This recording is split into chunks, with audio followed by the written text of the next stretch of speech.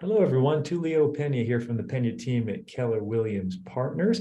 As you all know, I'm obviously a realtor, been a realtor for quite some time. I'm in my 25th year of real estate. And I asked a client and friend of mine to join me today. His name is James Dennis. We know each other well, and I call him Jimmy because that's what his friends call him. And I asked Jimmy to join us today because he's a young real estate investor who I met several years back. And I'd like Jimmy to share his story with you, but I'm going to ask you questions along the way, Jimmy. But could you share just a little bit about yourself, where you're from, what you do for a living, some things like that, so people can get an idea of who you are? Absolutely, and thank you for having me. So I'm originally from the Boston area, born and raised. I went to college at UMass Amherst and then UMass Lowell for degrees in electrical engineering, and got jobs working for the government, Air Force and Space Force. And after a certain amount of time of sitting in gridlock traffic, I decided to pick up and move to Colorado to have a better quality of life. Things like skiing, hiking, mountain biking, uh, and it was overall a fantastic change. And when I moved to Colorado, I lived in a shared house, and I uh, ended up speaking to a person who lived with me very briefly, who bought a house, and we were just chatting one night about, I guess, to me, just the mysteriousness and the complexity of buying a house. And he said it's really not all that hard. Let me pair you up with my real estate agent, and he can go through the process with you. Uh, so I called what now is my investment partner, friend, and real estate agent, Tulio, and I did a little pre-research on houses that I wanted to buy, and I rolled up and I said, "Hey, here's me. I'd like to buy a house. These are the ones I'm looking at." And he said, "Whoa, whoa, whoa, slow down. Let's first go over the process of buying a house and what it entails, things to consider. And we're not even going to look at houses today," which, to my somewhat impulsive minds at the time, was a little disappointed. But just going through the steps of the process was incredibly eye-opening and really shed a light onto what was this kind of black box of a process really not being all that difficult. Uh, Let's and pause there for uh, a second, James. Let's yep. let's pause there for a second because you've said a lot already, and that's good information. And I love where you come from. And I've had the blessing to meet your family. I've met your Mhm. brother and helped him buy his first home, and now I'm helping your parents buy one of their last homes. Mhm. And first of all, your family's amazing.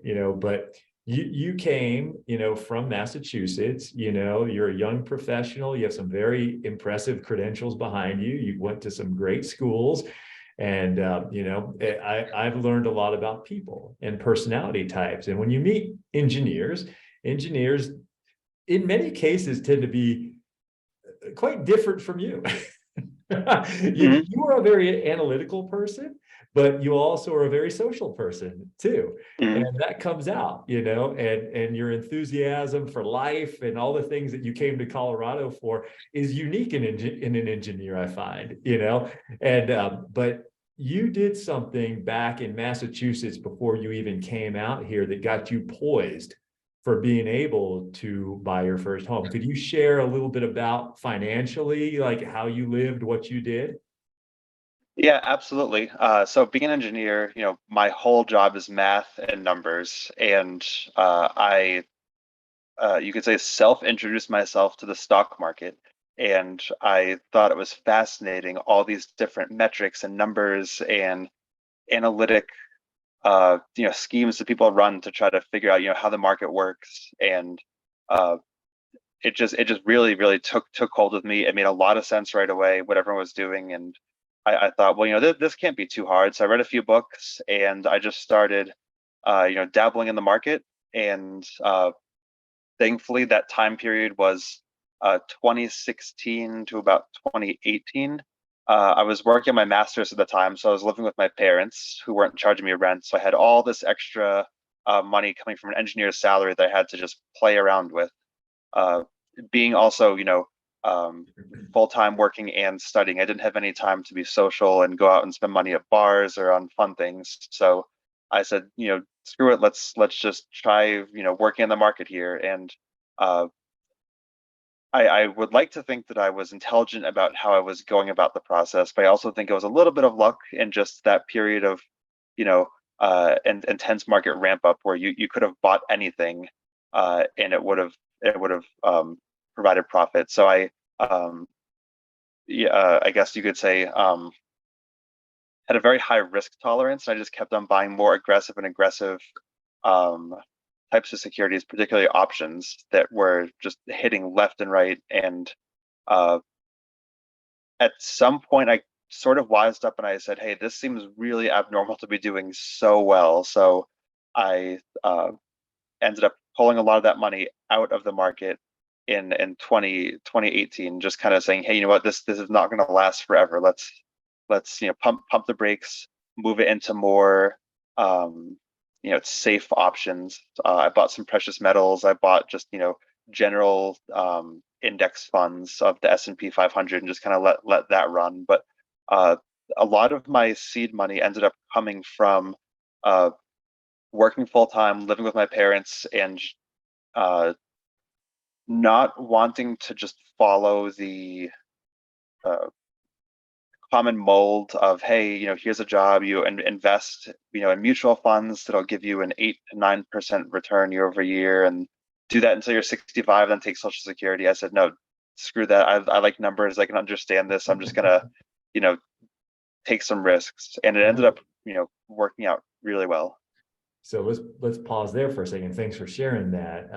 And some of the things you said I didn't know, or maybe you shared with me back then, and it faded from my mind. But that makes a lot of sense. You obviously are very good with numbers. You're an intelligent guy with numbers. You dabbled in investing before of a different area of investing. Mm. Fortunately, you had success. But one of the biggest things that my takeaway there was that as a young person, you were working hard and you had an Mm. opportunity to put away some funds and to live with Mm. your folks for a while. Okay. Mm. So that blew me away when I met you, because when we sat down and I said, let's go through the educational process of buying a home. We're not going to just jump in the car and go look at houses. I Mm. need to make sure you understand what you're doing first. Okay. Mm. I know that you're like, I want to go see, but in going through that hour together, how did you feel about that when you were done before we started going to look at the houses? I felt um, I think I was definitely prone to, you don't know what you don't know.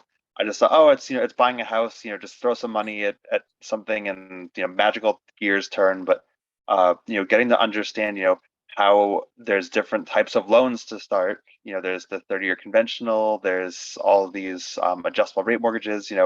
I didn't even understand that. I just knew, hey, you get this monthly payment and you essentially pay it for decades and then it's over. But I think understanding that helped a lot. Again, being a numbers person, understanding the cost benefits of the different types there was very helpful. Uh, and then all of the other things. I know one of the things that you actually convinced me out of was, I've heard all these stories of, don't get an HOA, don't get an HOA. And um I initially put forth a criteria to you saying, hey, I don't want any home with an HOA, don't bother showing me one. And you said, well, they have their merits. And I didn't quite believe you until on your home search portal, I actually um, uh, coincidentally picked a home that was not in an HOA neighborhood. And when we drove up to see it, there was a car sitting on cinder blocks in the next door neighbor's lawn. And you said, this is an example of things that can happen when there's kind of no oversight to a neighborhood. So um, certain stereotypes or just things that you hear just repetitively through the grapevine don't always end up being true, or have some truth to them, but there's caveats. And that was one that really helped me learn. you know don't always just take what you hear at face value. Absolutely. Now, I remember I remember it like it was yesterday, because when we were done and I said, was this meeting helpful for you? You said, yes, and you're my agent. Where do I sign? Yep. Yep. I was like, thank you. I appreciated that you appreciated the time we spent together. And I told you that Mhm. myself and my teammates never start working with any client, regardless if they're a first timer or someone who's done it many times, without having a consult. We need to make sure Mhm. that we understand what you're really looking for and that you understand the process as it applies to Colorado, because you were a first timer then. So you need to learn the whole thing. We have people who come Mhm. here from elsewhere. It's different in other states. So that was one thing. But then you said a statement to me. I can't remember the amount, and you could say it or you don't have to say the amount if you don't want to. It was a sizable amount, but you're like, this is how much money I have to put down. And it was significant. Can you elaborate on that? Yep. Yep. I was waiting for that question to come up because that was the catalyst and the decision point where I ended up going into real estate investing. Was I wanted to put, I believe it was 50 to 70% down, somewhere in that range, on a house that was 350K. And I remember you know, taking a second to collect your thoughts, and then you said, have you considered rental properties? And that was a thought that had never crossed my mind. I feel like a lot of people, know through association someone who has rental properties, and generally, I feel like you only hear the negative stories, or at least from my experience, I've only heard the negative stories of, oh yeah, this person has a rental property and their tenants trashed it, or they're not paying, or they're getting sued, and it was never an endeavor that you know had enticed me at all. And for some reason that day, when I said, hey, I want to put down 50 to 70%, whatever that number was, and you kind of laid out for me, the math. Again, everyone learns different ways. I learn and understand numbers the best. And when you showed that to me, it kind of clicked of, hey, this, you know, this could be a really fruitful opportunity. And then, I and think then I since think then, I the said rest is history. something, Jimmy. I'm sorry for stepping on, but I think I said something to you like, let's see if we can leverage these funds to get you the house Hmm. you want to live in, but also get you an income producing property simultaneously. And you Hmm. were like, let's see. And Hmm. I remember putting you in touch with our lender at the time, and he ran the numbers for you, and we saw that it was feasible. And so your first house was your single family home that you lived in for some time on Mineral Wells. Tell us briefly about that house, the number of bedrooms. And I recall, I have it in my notes, you paid 350,000 for it. That one Hmm. is now worth 550,000. Okay. Hmm. We bought that in November of 2018. Okay. So we Hmm. were 5 years later. And I know you have taken some money out of it to invest in other properties. And I think that was a Hmm. smart move. Okay. Had you Hmm. not taken any money out of it, you would be sitting on about 200,000 in equity in that. But you leveraged some of that equity to buy something else, which I think is brilliant. Okay. Hmm. But 200K in 5 years of something that you got to live in and rent out as well. Pretty phenomenal first investment. Share a little bit about that house, how many bedrooms, how many baths, what you're doing with it now. Yeah, absolutely. So the idea to do that actually came from my initial move to Colorado. I was moving here sight unseen, and I was looking at apartments, and they all had 1 star and 5 star ratings, for the same complex. And I was thinking, well, these 5 star ones, could be just paid for a high rating. So I ended up jumping into a house with a bunch of shared bedrooms, and I made a ton of friends in the process because a lot of the people were in a similar boat to me, where they were coming to Colorado just kind of sight unseen to enjoy everything that the state has to offer. So after becoming really good friends with the owner of that house, and understanding the profits he was making, I thought, well, shoot, I could do that too. So I bought the single family house with a plan to essentially do the same thing that the owner of the previous house I was living in was doing. So I ended up buying, a 6 bedroom, 4 bathroom house. And I lived in the basement, which was recently finished, I think within 6 months of me, purchasing the house. So I had the whole 1,000 square foot basement to myself, whole living room, private bathroom, bedroom. And then I just rented out the whole upstairs 5 bedrooms. And I made a lot of friends in the process. And uh, a lot have come and gone. I think if you're nomadic enough to come to Colorado, you're probably going to keep that kind of same mindset and be nomadic enough to go elsewhere. So I've I think there were over 20 different people who lived in that house in the 3.5 years that I lived there, and I have now friends all over the country. And You had kind of a young professionals fraternity slash sorority house, but yep. good people. They had good jobs, and you made a lot of friends doing it. And could you elaborate at all, just even if it's very basic math, about what kind of income you made over your mortgage on a regular month? Yeah, absolutely. So as a result of our first conversation where I said I wanted to put 50 to 70% down, I was looking at the numbers of a 30-year loan and I was thinking, holy crap, that's a lot going to interest. So for my first home purchase of that 6 bedroom single family house, I got a 15-year mortgage. And Smart. just rounding to the nearest hundred, that mortgage was about $2,400. And I was charging all the rooms differently because some had private bathrooms, some didn't. But I was taking in about $3,200 per month in rent. So it was $800 over. But the one thing that I chose to do that just alleviated any headaches of people squabbling was I paid all the utilities and the cable and internet bill, so that way people weren't squabbling of, oh hey, I'm never home, I'm always at my boyfriend's house, and I'm not using electricity versus this person's always leaving the lights on. So when you consider all those bills, that probably stacked up to $500 or $600 a month in the winter. So essentially, my net cash flow was $200 per month on that house, but I was living there for free, and I had a 15-year mortgage, so I was raking in the equity a lot faster than you would a 30-year. Wow, I didn't even recall that you did the 15-year on that one. I know we talked Hmm. about that in your buyer consult, about that when you do a mortgage, many people do a 30-year, but there you could do a 25, you can do a 20, you can do a 15, and Hmm. you took advantage of that. So I commend you on that. That's awesome. And the biggest wow there was that you were living there for free. You did what Hmm. you wanted to do. And not everyone would follow that path, but that was it definitely has paid off for you in many ways. Hmm. So, and then Hmm. almost simultaneously, you bought property number two. That was the townhome over on Shikra. That was so we closed on the first house in November. We closed on the second house in December, just about a month Hmm. later in 2018. So actually, I was looking on my notes. I closed just 5 days later. Um, so if there is one recommendation I could give to anyone, especially if it's your first home purchase, is don't buy two so closely. Thankfully, I consider myself to be very organized, because the amount of paperwork you have to do when you're buying one house is a lot.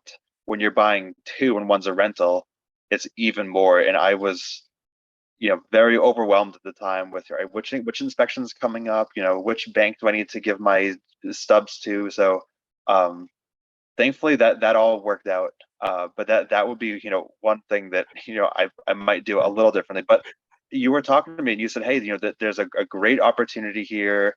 It's in an up and coming neighborhood, and that this was at the time where homes were going fast. So uh, I took a leap of faith, you could say, and just went for it. And that house has been uh, a fantastic moneymaker. So I Yeah, bought so that in early just. you purchased that one, the townhome, your second purchase, which was 5 days after your first purchase. Hmm. You Yep. purchased that one at 225,000. Yep. And we ran the values this morning, 345,000 is where you're at now on that one. Hmm. So, and you haven't taken any funds out of that one yet, as far as equity I have goes. not. Yeah, so you've got No. a nice, 100K plus in your house bank on that one. Okay. Hmm. That's a good area, solid area, three bedroom, three bath, two-car garage in a solid part of town that's close to both Peterson Air Force Base and an easy ride down to Fort Carson Army Base. Hmm. So Hmm. great location. And then I stayed your friend, but let you sit for a little while and let you do your thing and raise some funds over time. And do you recall what the next story was on the next townhome on property number three? Yeah, I believe it was the pandemic because I think I was working in my basement in the single family home that was my first purchase, and you called and you said, "Hey, there's this new development that's getting built, and the homes are selling essentially, before the foundation is being poured. Uh, can you come see it tomorrow or this afternoon?" But it was essentially a very short window, and you know, at the time I wasn't really interested in buying another home. But I said, the heck with it, I'll go take a look. And when I spoke to the builder's seller, she kept on commenting on how quickly these were going, and I only had a 4-hour window to decide if I wanted to sign the papers for it, or else the next person was going to come in. And in my head I was doing all like these supply and demand things, just thinking like, man, if these are going that fast before the ground's broken, there's got to be something to this. And I said, let's do it. Let me sign the papers. Let's go for it. Do you remember how I phrased it though? If you don't, it's okay. I don't think Okay, so. I said, Jimmy, I'm buying one. Do you want to be my neighbor? You want to be my Oh, investor neighbor? And mhm. you're like, Yep. yes. Yep. So that was the first one that we ever bought where we're next door neighbors on it. Mhm. So I bought one and Jimmy bought the one next door. And I go, hey, bro, I'm doing it. You want in? And you go, let me go see it. I got you the Mhm. appointment with a new build rep. And then like 2 hours later, I'm in. Yeah. Yep. So that was we closed in May of 2022. So we surely started probably 6 months prior to that or so. And you Mhm. picked up that one at 263.9. And Mhm. that one is now worth 320-ish. Okay. Mhm. There's been some selling in the 315 to 325 range. So I'm saying 320 on it. Okay, so Mhm. that was property number 3, and I own, and we're neighbors on those. So I Mhm. think that was pretty cool that we're investor neighbors. Okay, and Mhm. then we did the last one, which has a funny name. What's the name of the street? It's Warthog Heights, Warthog and it's Heights. it's one that every time I have to verbally say my address, people say, "What is that?" And I said, "Yep, Warthog Heights." I love it. And that was kind of the same scenario. I gave you a shout and I said, hey, same builder, building another community. Prices are higher than they were last year. And we learned interest rates jumped up too. But Mhm. what did you do on that one? I don't even think I thought about it. I think I just said, "Yeah, let's go for it," because the first 3 had worked out so well. I said, hey, I got the fund sitting here. Cash flow is good. I'm sure we'll get into management later, but I've had a really good streak where I've never had a vacant month. And I said, hey, let's do it. Let's just keep growing. So that one was almost no hesitation. All right. So when we add up the value of your 4 homes, and let's back up the truck a little bit. If you don't Mhm. mind me asking, what's your age right now? I'm 30. You're 30. You're 30 years old. Mhm. You started when you were essentially 25. Mhm. That's pretty impressive. That's when I bought my first home. You're way ahead of me. I wish I did. Mhm. And many people who are investors always will say, I wish I started younger. So Mhm. that's why I wanted to do this. Number one, I'm proud of you. You're a friend and you're a smart guy, but you've made really good decisions with your investments over time. And you look at the Mhm. numbers. But when you add up your 4 properties, what's the total value of the 4 properties now? Just a little north of $1.5 million. Okay, so you're a 30-year-old fellow that controls $1.5 million worth of real estate. How many of your Mhm. friends have something like that going on? I'm the only one. A lot of them are just looking at buying their first starter home. And when they hear that you are where you are, what do they think of you? A lot of times it's just speechless. They don't understand how I got to this point, or how I own so many, or I just they don't even know what questions to ask. It's just a lot of just bafflement of, you own how many? Do But they it's do they ask you real estate questions like you are the genius of real estate? some do. Some are really looking at getting into it, but I can tell by the questions they're asking, because thankfully I've been doing this for enough years now, where I can tell by the questions they're asking that um my story is a successful one, and a lot of them want to replicate it, but without necessarily asking the question. Essentially, they're trying to jump in the same way that I did. Just, all right, let's do it. Let's go. Let's just buy something. I say, hold on, you got to understand certain things, and it's not all that easy. So Right. Well, it's a lot of excitement. it sounds to me like we need to do a buyer education session for some of your friends. And I'd be happy Hmm. to coordinate something and invite them to it. where it's not a hard sales thing, but I do these. I used to do these in large groups, but for young professionals, for your friends, and we'll do that together. Okay, so that's a cool thing.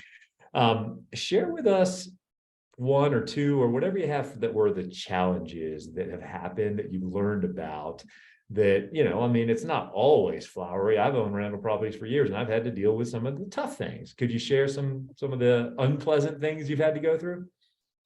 Yeah. I think that the biggest thing is, tenants. You have to get good tenants in there, and especially starting out, uh, I was so fearful of having an empty home that I, jumped on, the first tenants that called me, which, uh, I guess it's fine to say, they were, Section 8 renters, meaning that their rent was partially subsidized by uh, the Local I believe the government. city and the state. Uh, um, but I hadn't heard of Section 8 before, so I looked up the program, and it has a very low acceptance rate. And the city covers so much of the bill that I thought, all right, well, you know, if it's this hard to get into, I'm sure these people won't want to, accidentally, or inadvertently, get kicked out. So they'll be, on their best behavior. But we definitely had some struggles, and I felt like I was frequently chasing for rent.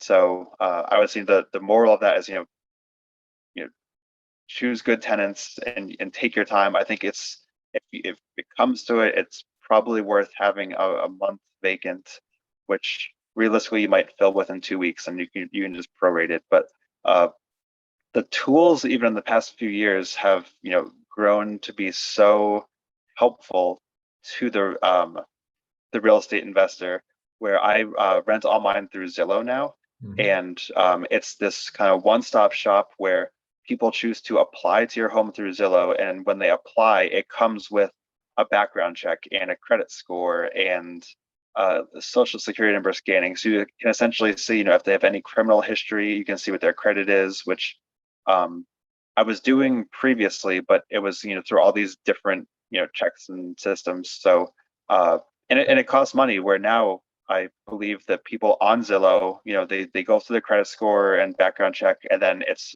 tied to their accounts and they can apply to as many as they want. So I think it's very helpful for both sides there. That's Um, nice. Yeah, I agree, Jimmy. And I own rental properties too, and things have gotten much more streamlined using those. And if you are managing your own properties, which you are, some people may spend the 10% to hire a property manager. That does impact your cash flow, and I get it. You're local and your properties are local.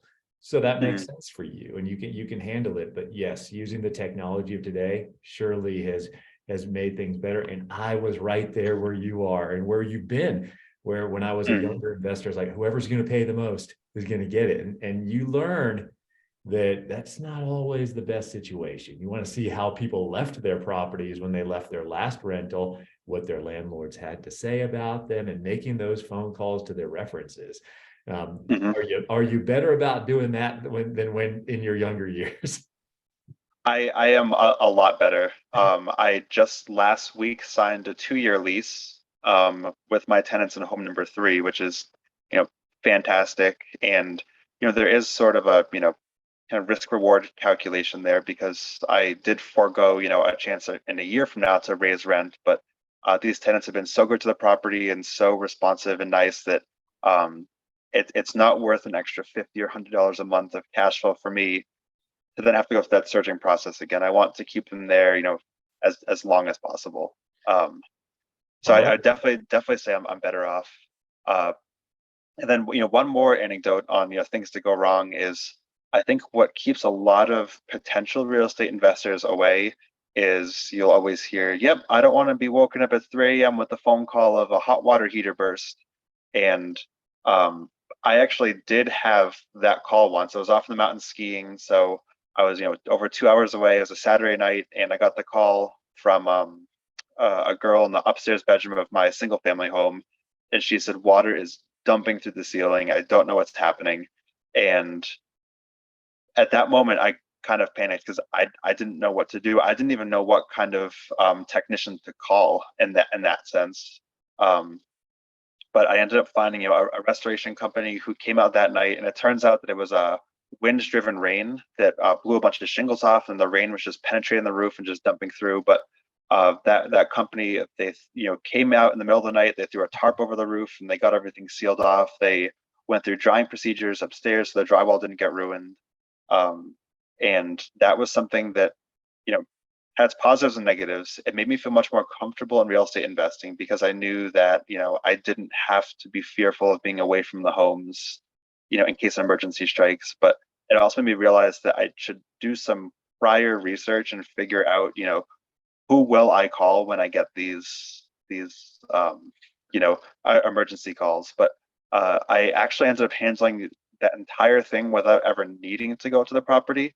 I did go just to see because I was local, but that was something that really gave me confidence and comfort into the future of hey, I can manage these by myself. I don't want to give someone 10% per month to, on most occasions, do nothing. That was essentially the first emergency call I've gotten on any of my 4 properties in 5 years. So for the most part, finding tenants takes a little bit of time and work, but if you find the right ones, it's just smooth sailing from there. And I've had tenants who have fixed broken things in the house and they haven't even told me. And I said, oh, please tell me in the future. I can help you with that. I can pay for it. So I think finding the good tenants goes a long way, and then having those numbers on hand goes a long way. And then from that point, it's really just kind of a hands-off approach, which is perfect for me. So, and for the sake of time, we're going to wrap things up here pretty soon. But what would your, I guess my next question is, what's next for Jimmy Danis? What's next for you in the world of real estate? Mm-hmm. So I'll give a shout out to you because as I've continued on my journey, I like education, and I believe I reached out, or you reached out at one point and you said, "Hey, here's a book to read, The Millionaire Real Estate Investor." And one interesting thing that I kind of learned from that book is find a niche and run with it. So the niche that I chose is townhouses. Uh, I really value my personal time. As much as I like, real estate investing, I'd much rather, be off in the mountains skiing or mountain biking. And townhomes are kind of the niche that I found that work for me because the HOA takes care of everything, exterior. They take care of the trash removal, the snow plowing, the lawn mowing if there's grassy areas, and you're just responsible for the studs in. So for me, and also with the newer builds too. The first townhome I bought was constructed in 2013. The follow-on two were built in 2021 and 2022. So they're new. This home I'm currently in is still under warranty. So I would say find a niche and run with it. For me, I'm kind of all on the townhouses. They've worked well with me.